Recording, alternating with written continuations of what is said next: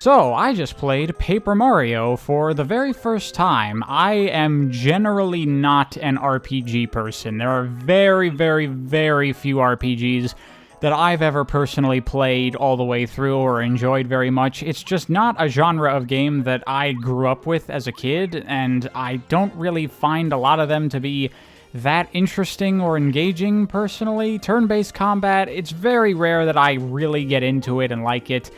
A lot of the times when I try to play RPGs, I end up feeling kinda bored, actually.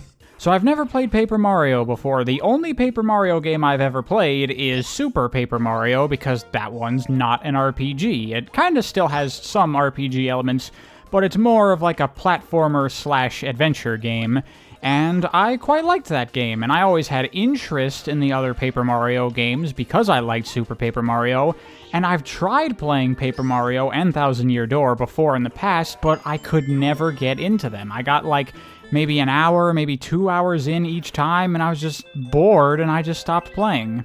However, this time, I actually did manage to get into the game and finish it, and a big part of that is because I recently played Bug Fables. I don't entirely know why I played Bug Fables, because it's an RPG, just like every other RPG that I don't typically like. And it was based on the Paper Mario games, which I had never gotten into before, but I don't know, something about Bug Fables, it just stood out to me. It seemed special in some kind of way, and so it made me want to check it out. And I played Bug Fables, and I loved it. I thought it was super good, really fun, really enjoyed the story. And so after that, I have started to open my mind a little bit more to RPGs, and I'm willing to give them more of a shot.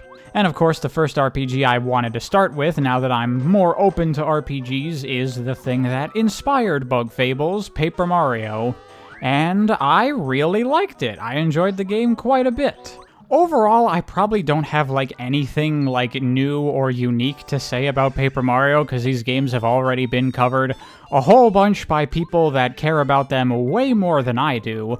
All I can say is that I played the game and I liked it. Though I do have to say, it's no Bug Fables. This is obviously kind of an unfair comparison, because Bug Fables was made 20 years later and all that. But having played Bug Fables first, and now coming back to Paper Mario, Bug Fables basically just takes everything that's in this game and just does it so much better. Combat-wise, I enjoyed the combat in Paper Mario, but, Bug Fables does this exact same style of combat, but it just has more mechanics, more challenge, more depth to it. Oh yeah, that's another thing I should mention about Bug Fables. When I did play it, I played the entire game with the hard mode medal on, which made the game genuinely really challenging and very enjoyable in that way, whereas Paper Mario is absolutely a kid's game, which is perfectly fine. There's nothing necessarily wrong with that, but coming off of Bug Fables, playing that game in hard mode, and then coming to this game, holy shit, it was a fucking cakewalk, dude. I have seen that people have made ROM hacks for Paper Mario to create a hard mode thing, and maybe next time I play through the game I'll give that a shot. That seems kind of interesting. I think this game could definitely handle some extra challenge with its combat system, because the mechanics here and everything going on work perfectly well and are really good. Though, one thing that I have to say is total fucking bullshit. Bro, why are there limited badge points in this game? I was not expecting that at all. Coming off of Bug Fables, in that game, you can fucking have as many goddamn medal points as you pump into the medal level, and so by the end of the game, you have this giant arsenal of medals you have equipped, and you can do all kinds of cool shit. And then in this game, I get to 30 badge points, and then I try to level it up again, and it's like, oh, you've hit the cap, and I'm like, there's a cap? What the fuck? That was massively disappointing, because I had all these badges, and I was like, ooh, yes, once I level up some more, I'll be able to have this badge with that badge with that badge. Oh, and it'll all just synergize perfectly, and then the game just didn't let me do that. No fun allowed in Paper Mario. Obviously, I'm just joking. I understand why you would want to balance the badge mechanic in this way with a cap to prevent the player from becoming too overpowered. I mean, like I said, the game's already easy enough as it is. If you could go crazy with badges, then it would become a total fucking joke. And because of the strict badge point cap, it did have me changing my loadout of badges pretty frequently, both just to kind of optimize things a little bit better, but also just to experiment with different strategies. Like, at one point, I tried to go for the low health type of build, where you get all the benefits when you're in danger, and that worked pretty well, but I also experimented with other things. I kind of went for just all in on damage, completely ignoring defense and everything, and just killing enemies as quickly as possible. I tried a build focusing on flower point conservation, you know, reducing the amount that it costs and regenerating flower points every turn and all that. And that was cool too, and it let me use lots of different abilities, but no matter what build I was using, I just couldn't help this feeling that I couldn't really make it everything I wanted it to be, because I just didn't have enough badge points to really fully realize. God, it was so frustrating. And it also made collecting badges a lot less satisfying, because a lot of times I'd pick up a badge and go, well, I guess that's kind of cool, but it costs too many badge points, so I'm not going to use it. Compare that to the system in Bug Fables, where you have as many medal points as you want, and that really lets you experiment and do all kinds of cool things, and really optimize your builds to do some really fun stuff. And I think I've heard that Thousand Year Door has that kind of system as well, where you can just keep putting into badge points as much as you want. I believe if that's the case, I definitely look forward to playing that game and messing around with its badge system. Oh yeah, another thing I liked about the combat was the action commands, specifically the power bounce move, I believe it's called, where as long as you keep landing action commands, you can keep on bouncing on top of the same enemy over and over and over and rack up way more damage on the enemy than you can with any other move in the game. That's one of the things I do like about these Paper Mario-style RPGs, is that they do have a little bit of action gameplay incorporated into them, and having a move like that that allows you as the player, it lets your skill really carry you, so you can get more bang for your buck than you can just purely on the RPG strategy elements. I'm a big fan of stuff like that. That's the kind of thing you can probably point to as like a negative as far as the game design goes, because you can just use your skill to override basically all of the mechanics of the game. But I appreciate systems like that. I like games that are a little bit loosey-goosey and kind of let you do more than you're probably supposed to be able to do if you're good enough. So that pretty much covers combat. I mean, I don't think I need to explain Paper Mario's combat to anyone. I assume if you're watching this video, you're probably already familiar enough with these games, probably more so than me. As far as outside of the combat stuff goes, that stuff was really good. You know, the kind of adventure game elements of the game where you're exploring around the different towns and, you know, the areas in between, solving puzzles, all that stuff. All that worked really well. Again, not as good as what's in Bug Fables. Bug Fables definitely has more in-depth puzzles with more mechanics and more stuff going on, but this was perfectly serviceable.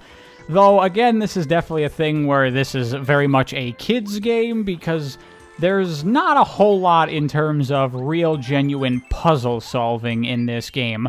Most of the time, the puzzles kind of just boil down to use the partner ability that you have to use to interact with this thing, or whatever ability you get from the different hammers and boots as you progress through the game. There's very few, like, genuine puzzles where you actually have to figure out what to do. A lot of the times it's just like a crack in a wall and you just use Bombette for that, or there's a switch that you have to hit Cooper into, or a gap you can't jump over, so Parakarry has to fly you over, and that's pretty much it for the most part. There are some more genuine puzzles in the game, but that's the majority of the quote-unquote puzzle solving, which is not great, but is still an enjoyable enough overall experience that it didn't bother me too much. But I would have preferred if this game had more genuine adventure game elements where you have to use logic in order to solve these puzzles and figure out which of your tools you're supposed to use. The only part of the game that I felt really took advantage of the, like, adventure gamey, puzzly elements of Paper Mario was obviously the Haunted Mansion sequence. That part is like full-on point-and-click adventure, and I really liked it, and I wish there was more of that kind of stuff in the entire game. And overall, the entire experience of playing Paper Mario, it honestly really is shocking to me how similar the overall, like, pace of the game is to kind of a Zelda game a little bit. because the game is broken up into its chapters where you have to save each of the star spirits, and each of the chapters has a very distinct, like, lead up to the main quote-unquote dungeon area where, you know, out exploring the more open world, interacting with NPCs, solving puzzles, getting story elements, and then you get to the, like, dungeon area, which is much more focused on the core gameplay in the puzzle solving and the combat. And even the way these dungeon elements are designed is kind of similar to how the dungeons of Zelda are designed in terms of how they lay out the rooms and the pacing of as you go through the dungeons, figuring out more and more how you have to solve things, even down to the fact where sometimes in dungeons you have things that you can't yet currently interact with, and partway through the dungeon you will get a new hammer or new boots or a new party member, and they give you a new ability in the overworld that now opens up more of the dungeon to you, just like Zelda dungeons are designed like. So that was pretty interesting to me. And again, this is something that Bug Fables also did, but I wasn't sure if that was something unique to Bug Fables or if that was also something it was taking from Paper Mario. And that is a thing I really enjoyed about the game, because I love Zelda games, and, you know, that sort of dungeony, puzzle-solving, kind of exploration, adventure game type stuff. I'm all about that, and that was definitely one of the biggest draws that I enjoyed about this game for sure. As far as criticisms for Paper Mario, I honestly don't really have that many. I mean, like I said, I thought the game was too easy, but that's not a huge problem, because the overall experience, you know, is more to it than just the challenge of the game. But there were a couple of sequences that I thought were kind of weak.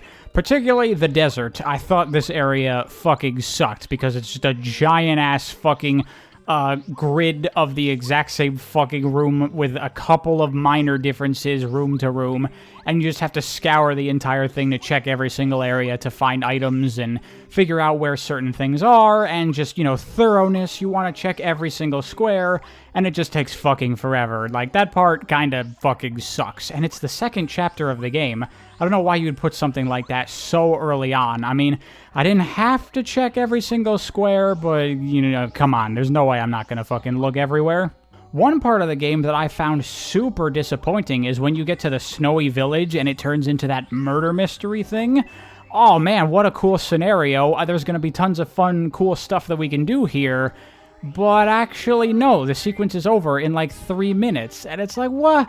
What the fuck? This is exactly what I was talking about, where this game could use more adventure game elements. I would have loved it if that sequence went on for like 15 minutes of like talking to the townspeople, trying to figure out who was where and who saw what, and putting all the clues together to figure out the case of the murder.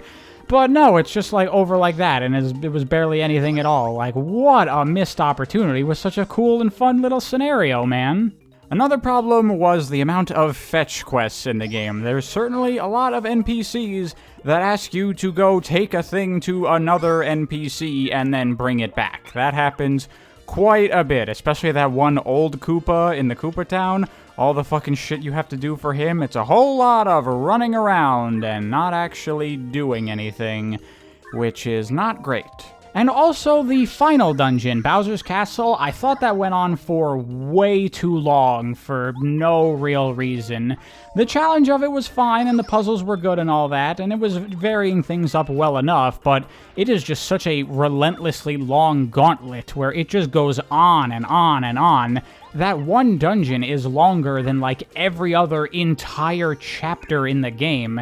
And there was no reason for that. It really starts to drag toward the end, and the space in between the save points is pretty far, and I did actually die a couple times in there, forcing me to do a lot of shit over again, which did start to get on my nerves. Though, while I had issues with Bowser's Castle itself, the final boss fight I really liked, and this is where we can transition to the thing probably most people care about when it comes to Paper Mario, which is the story of the game. And I like the story a lot, but I have to say, I found it very interesting in reference to what Paper Mario fans say about the more recent Paper Mario games. The biggest criticism I always hear for those games is how they have significantly reduced the amount of story as compared to the first 3 Paper Mario games. And I haven't played any of the Paper Marios after Super, so I don't exactly know what it's like, but I've heard enough from Paper Mario fans that I kind of get the gist. But what I found interesting about this first Paper Mario is that this game doesn't really have that much story to it, really. It mainly just has like a setup and then a lot of scenarios that you play through. Like for Sticker Star, I've heard that the story is basically Bowser does a bad thing and Mario has to collect the 7 or so multicolored MacGuffins to save the day, and that's pretty much it. But that is like literally the exact same setup as what is in the first Paper Mario game. Bowser steals Peach in the castle, and then Mario has to go save the 7 star spirits, and then he can challenge Bowser and save Peach. Like, there is very little actual story going on there. It's that the little adventures you go on to get each of those individual star spirits kind of has its own little narrative to it. But they're not really that much in terms of, like, actual fully fleshed out stories. There's not a whole lot in terms of, like, character arcs or setups and payoffs. You know, there's limited amounts of that stuff, but it really is mainly just supposed to be an adventure for you to play as you go through this RPG video game. It's not the kind of story that you're really gonna, like, get a whole lot out of. I've heard that Thousand Year Door has a much, much beefier story, and from what I recall from Super Paper Mario, that game definitely had more of what I would call, like, a real story. But as far as the first Paper Mario game goes, it's pretty plain, actually, as far as story, until you get to the ending of the game. I really enjoyed the entire ending sequence with the final boss fight. That is where the story elements that I kind of wish were in the entire game were, and they don't really show up until the very end, but the very end is very effective and very well done. It certainly has that, like, big, epic, grandiose feeling that you want from a game with this type of, like, story and feel to it. But that's mainly just for the overall story of Mario saving Peach from Bowser. In terms of the individual stories, there is substantially less there. I mean, everybody talks up how great the party members are, but really there's not that much to them.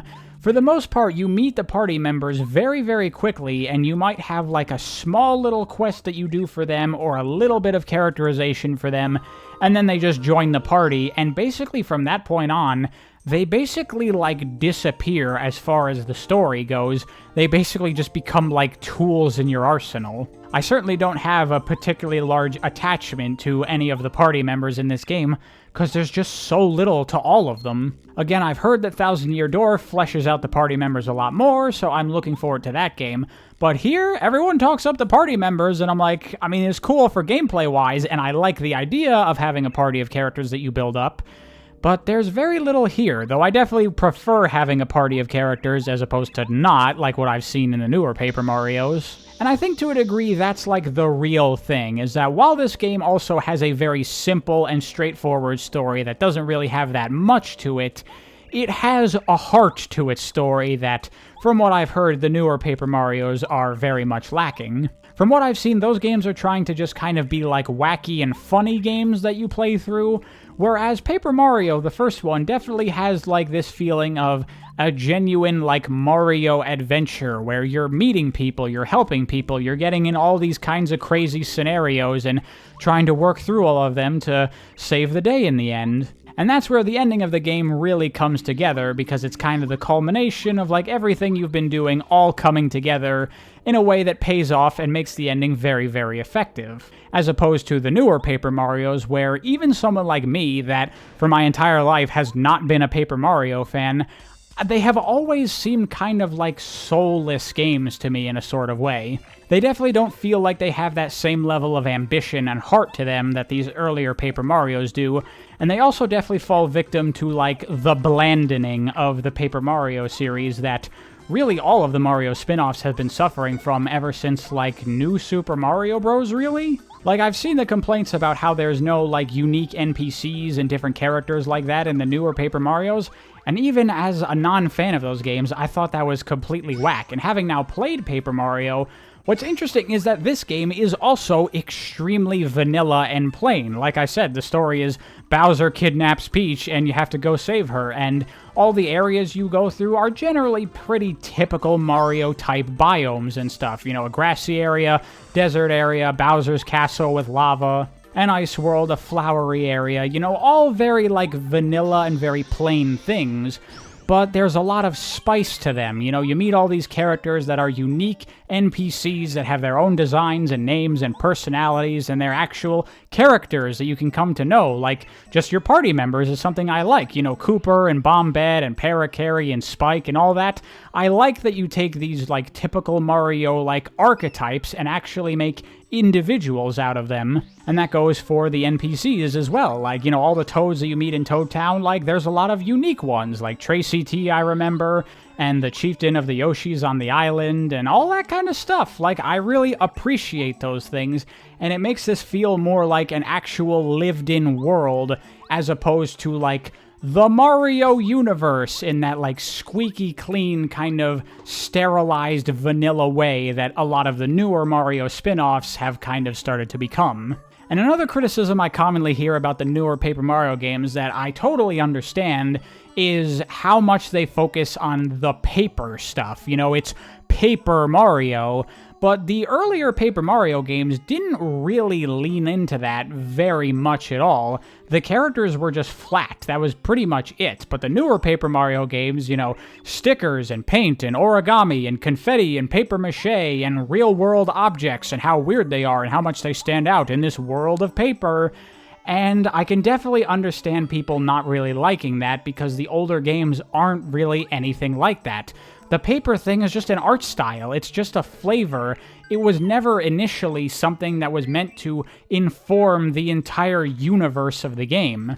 I think I can see how this even ended up becoming Paper Mario, because, you know, this was an N64 game, and the N64 was, you know, those early days of 3D gaming consoles, and generally, early 3D games ran and kind of looked like shit. I mean, there's obviously the low-poly charm, but there's no denying that you could get much crisper and nicer looking visuals out of 2D sprites than you could 3D models in these early days. But at the same time, like, 2D sprite stuff kind of started to become pretty taboo as far as gaming goes, because people were like, oh, the era of 3D, we gotta push 3D games and stuff. So people started to really turn against 2D games, and so, okay, we want to do a Mario RPG, and we want to do, you know, 3D environments and 3D levels and stuff like that. Alright, we can do that, but there are a couple of problems. Primarily performance, I think, was the big issue they ran into. Because I noticed that this game does not run in full screen, it runs in a tiny little window, and that is something some early 3D games would do in order to save on performance, because if you don't have to render the entire screen, then the game can run better. And so along with that, you know what's another way you can save performance is having less 3D elements in your game.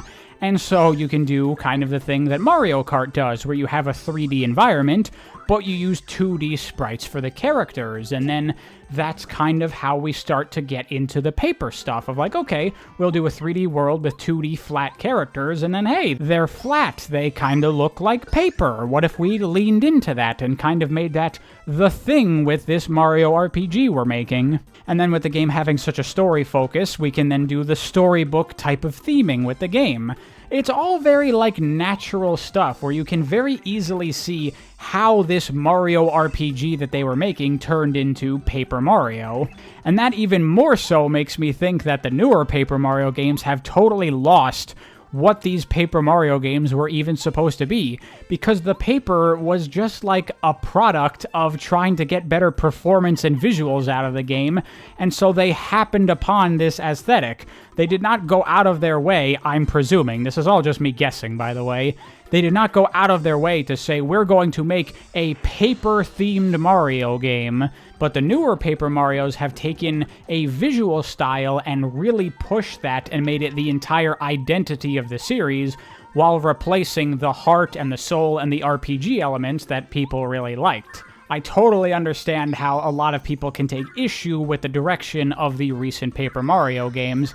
It definitely is a familiar experience to me, where you had a series that you loved a lot, and then it just completely changes into something entirely different, and basically the original form of the series that you fell in love with in the first place is essentially gone. So Paper Mario fans, you definitely have my sympathy, though personally, as someone that didn't grow up with these games, I don't have like a super hard connection to this style of Paper Mario, and I'm at least willing to give those newer Paper Marios a try. Particularly Origami King looks like it could be kind of a fun little adventure game. Maybe. You know, I'm pretty open-minded about this kind of stuff because I'm not generally an RPG person, and I'm very new to Paper Mario overall. But hey, at least we have Bug Fables, am I right? So yeah, that's my thoughts on Paper Mario. A very good game. I very much enjoyed it. I don't think it's like a holy shit amazing game, Jesus Christ, you gotta play this, but definitely a good game, and I enjoyed it. I was initially thinking, just based on what I've heard about all these Paper Mario games, that I might actually have enough here to do a Story of Paper Mario video, but once I started playing the game and realized how simplistic and straightforward the general setup and premise of the game is, maybe there's not really so much to do with this Paper Mario. But hey, maybe when I get around to Thousand Year Door, maybe I will do a story video for that one, and maybe Super Paper Mario as well. That game definitely has enough to work with where I could do a story video for it. Eventually, when I feel like it. I don't even know when I'm going to get around to playing Thousand Year Door. Thank you for watching, hope you enjoyed. I'll see you next time.